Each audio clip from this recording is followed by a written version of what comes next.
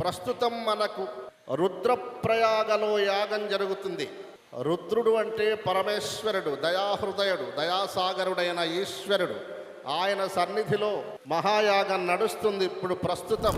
ఈ యాగశక్తి మహోన్నతమైన కర్మలను కూడా దహించి మీరు అనుకున్న కార్యాలను, అది ఎంతటి కార్యమైనా విజయోన్ముఖంగా నడిపిస్తుంది.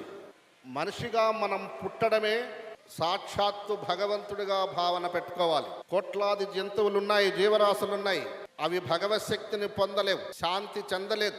మనిషివి నువ్వు, నీకు ఏదైనా కాలేదు, జరుగదనే భయం మానేయాలి. నిరుపేదవాడు కోట్లాధిపతి కావచ్చు, దిక్కులేని ఒక అరణ్యంలో పుట్టినవాడు ప్రధానమంత్రిగా పరిపాలన చేయవచ్చు. దీనికి కారణం మనస్సే. యజ్ఞయాగాల కన్నా, సంవత్సరాది కాలాలు చేసేదానికన్నా గంట మనస్సు బయటకు వెళ్లకుండా శ్రమ తెలియ